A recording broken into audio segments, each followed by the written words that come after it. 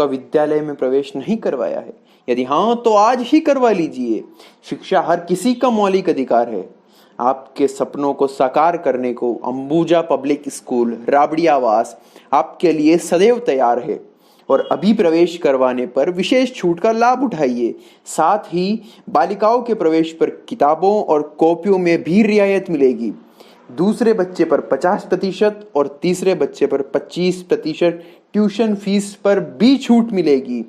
तो आज ही प्रवेश ले अंबुजा पब्लिक स्कूल राबड़ी। नमस्कार, आप देख रहे हैं भारत टाइम्स न्यूज और मैं हूं आपके साथ कंचन। बाड़मेर में 23 अप्रैल को पुलिस अधीक्षक आनंद शर्मा ने बताया कि गुरुवार को एसपी पाली द्वारा अवगत करवाया गया कि थाना संदेराव जिला पाली के प्रकरण में वांछित मुलजिम कमलेश पुत्र असुराम प्रजापत निवासी चीतर कपाड़ थाना नगाना हाल विष्णु कॉलोनी थाना सदर बाड़मेर की गिरफ्तारी शेष है, जो बाड़मेर में अपने निवास पर होना ज्ञात हुआ है, जिसकी दस्तावेजी की कार्यवाही कराएं, जिस पर पुलिस उप अधीक्षक SC/ST सेल बाड़मेर पुष्पेंद्र आढ़ा के नेतृत्व में थानाधिकारी ग्रामीण पर्वत सिंह, मैं जाप्ता थानाधिकारी कोतवाली प्रेम प्रकाश, मैं जाप्ता जिला स्पेशल टीम प्रभारी महिपाल सिंह, हेड मैं जाप्ता श्री मोहराम, हेड 70 मैं जाप्ता पुलिस थाना सदर बाड़मेर और पुलिस नियंत्रण कक्ष बाड़मेर का रिजर्व जाप्ता की अग्रिम कार्यवाही करने के निर्देश दिए गए हैं, जिस पर DSP पुष्पेंद्र आढ़ा के नेतृत्व में उक्त नियोजित पुलिस बल द्वारा संपूर्ण सुरक्षा उपकरण और हथियार बंद पुलिस टीमों द्वारा रात करीब 9:15 बजे वांछित मुलजिम कमलेश प्रजापत की दस्तावेजी हेतु उसके आवासीय मकान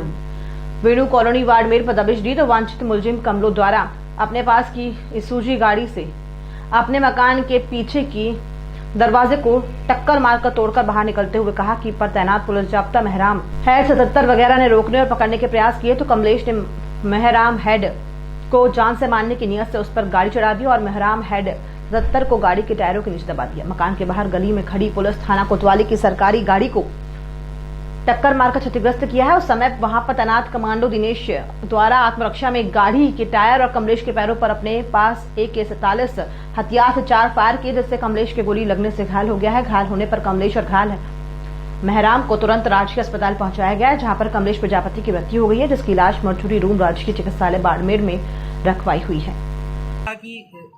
आरोपी की तरफ से फायरिंग का कोई अभी तक एविडेंस सामने नहीं आया है। उसने अपनी गाड़ी स्टार्ट की, उसके घर के पीछे एक छोटी खिड़की थी बेडरूम में जो सीधा गैरेज में उतरती थी। जब आगे पुलिस टीम आई तो मोस्ट प्रोबेबली वो उस खिड़की से आया, उसने अपनी गाड़ी स्टार्ट की और अपने गैरेज का गेट तोड़ते हुए वहाँ जो पुलिस टीम थी उस पर गाड़ी चढ़ा दी। तो ऐसी परिस्थिति में उसके द्वारा फायरिंग हुई हो ऐसी बात अभी तक सामने नहीं आई है। फिर भी FSL एग्जामिनेशन से और डिटेल आसपास के सर्च से अगर कोई ऐसा तथ्य सामने आता है तो उसको वेरीफाई किया जाएगा। कमलेश पर 7 प्रकरण दर्ज है। ये पुलिस थाना नागाना बाड़मेर का हिस्ट्री शीटर है और इस पर हत्या का प्रयास, राजकार्य में बाधा और आर्म्स एक्ट और एक्सटॉर्शन, चोरी और तस्करी जैसी धाराओं के मामले हैं।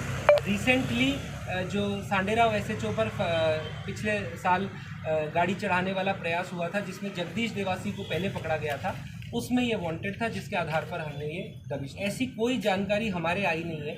ये हमारे ज़िले में डायरेक्टली वांटेड भी नहीं था, पाली पुलिस में वांटेड था और उन्हीं की इतला पे हम वहाँ पर गए थे।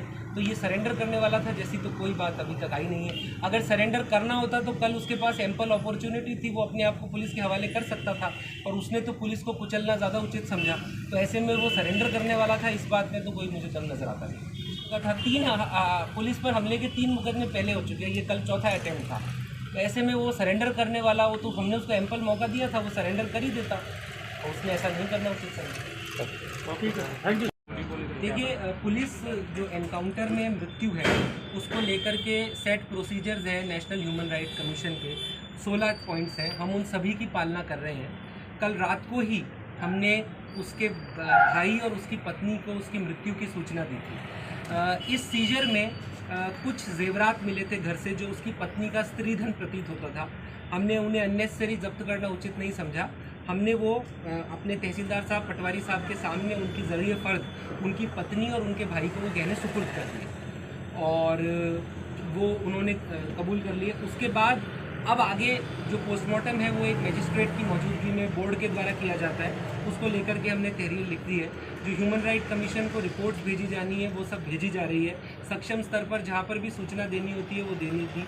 थानाधिकारी, जिस स्तर का थानाधिकारी से ऊपर के स्तर का अधिकारी जांच होता है, इसलिए हमने CO से जांच करा रहे हैं, तो सारी गाइडलाइन वो फॉलो कर रहे हैं। परिवार वालों से अब यही हमने कहा है कि वो अब इसका पोस्टमार्टम कराएं और जो मृतक है उसका अंतिम संस्कार और आगे की जो क्रियाएं होती है उसको पूरा करें। उनसे उनके डेलीगेशन से हमने कहा यदि हमसे मिलना चाहें, कोई बात करना चाहें तो तैयार है। पुलिस के जरिए इतला मिली थी कि सांडेराव थानाधिकारी धोलाराम पर गाड़ी चलाकर जो फरार तस्कर है कमलेश प्रजापत, वो जो है बाड़मेर शहर स्थित उसका घर है उस पर आया हुआ है। इस पर हमने जो CO SC/ST सेल है पुष्पेंद्र हाड़ा, उनके नेतृत्व में 2 टीमें बनाई, उनके नेतृत्व में टीमें बनाई जिसमें SHO ग्रामीण पर्वत सिंह, SHO कोतवाली प्रेम प्रकाश, जो महिपाल हेड कांस्टेबल के नेतृत्व में हमारी स्पेशल टीम है, और बाद में जिसमें सदर थाने इंचार्ज रामनिवास और उनकी टीम को भी शामिल किया गया। इन्होंने वहां जाकर के उसका घेरा लगाया और उससे दरवाज़ा खोलने को कहा। ऐसा करने पर एक टीम ने फ्रंट गेट को कवर किया और एक ने बैक गेट को।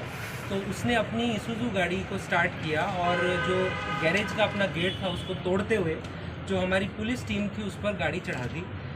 इस प्रक्रिया उसको रोकने के लिए जो कोतवाली में ड्राइवर था उसने अपनी थाने की गाड़ी आगे की तो उसको भी उसने टक्कर मारी, और हमारा हेड कांस्टेबल जो मेहाराम है वो उस गाड़ी के नीचे आ गया और वो उसको कुचलकर बाकी टीम पर भी गाड़ी चढ़ाने का प्रयास कर रहा था। ऐसे में जो पुलिस टीम के साथ कमांडो था दिनेश, उसने फायर किए राउंड और उनमें से एक गोली कमलेश को लगी।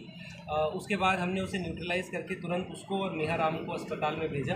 अस्पताल में गोली लगने से कमलेश की मृत्यु हो गई, जबकि जो मेहाराम हेड कांस्टेबल है वो अभी हॉस्पिटल में एडमिट है अंडर ऑब्जर्वेशन। उसके बाद हमने जो है चूँकि उसके घर की तलाशी ली जानी थी, महिला कांस्टेबल और सरकारी गवाहों के रूप में तहसीलदार और पटवारी को बुलाया, जिनकी प्रेजेंस में उसके घर में हम गए। वहाँ उसकी पत्नी, बच्चे थे और 3 और व्यक्ति थे। उन 3 व्यक्तियों ने बताया कि हम उसके कैशियर, अकाउंटेंट, ड्राइवर हैं, उनको हमने अभी डिटेन किया है। एक बार उनका क्या भूमिका है, क्या रोल है, क्या उनका क्रिमिनल रिकॉर्ड है, ये वेरीफाई किया जाएगा। उसके आधार पर फिर आगे की कार्रवाई उनके खिलाफ अमल में लाई जाएगी।